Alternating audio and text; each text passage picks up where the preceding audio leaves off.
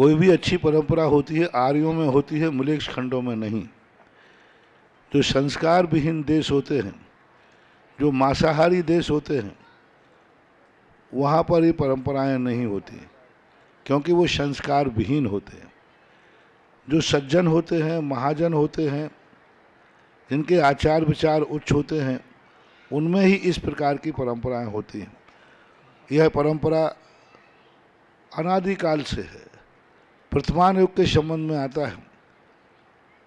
भरत चक्रवर्ती की जब विवाह की बात आती है तो वहाँ कहा शुभ लग्न में शुभ स्थान में विवाह किया जाए।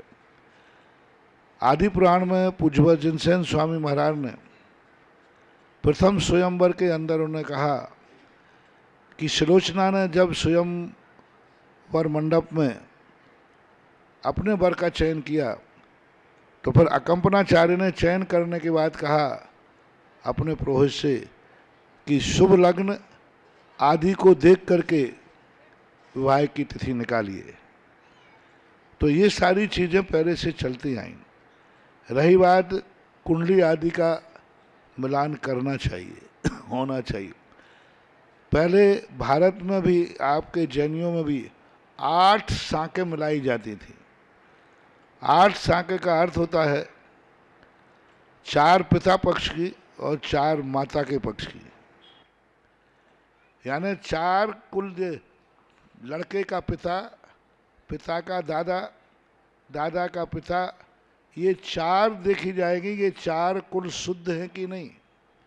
उधर माता का कि जिस बच्चे से बच्चे की शादी हो रही है उसकी माँ किस गोत्र की है, किस कुल की है, किस जाति की है, फिर उस माँ की माँ और माँ की माँ, इस प्रकार के 4 मातृपक्ष के और 4 पितृपक्ष की पीढ़ियों की शुद्धता देख करके शादी की जाती थी। ये परंपरा थी। बाद में जाकर के शादियों में दिक्कत आने लगी तो 4 सांकें मिलाई जाने लगी। फिर बाद में 2 सांकों का निर्णय हुआ। आज तो सांके फाके पता ही नहीं है कहाँ है। वो जिसकी शादी हो रही है वही शुद्ध है कि नहीं, यही पता नहीं है। तो आज की ये संस्कार विहीन पाश्चात्य संस्कृति में इसकी उपेक्षा की जा रही है, ये ठीक नहीं है। बराबर इसकी मान्यता होना चाहिए। कुलादि की परंपरा का संबंध जो था वो शास्त्रों से एक विवक्षा रूप में भांजे आदि, फूफा आदि के दक्षिण भारत में आज भी शादियां होती हैं। उत्तर भारत में इसका परहेज है।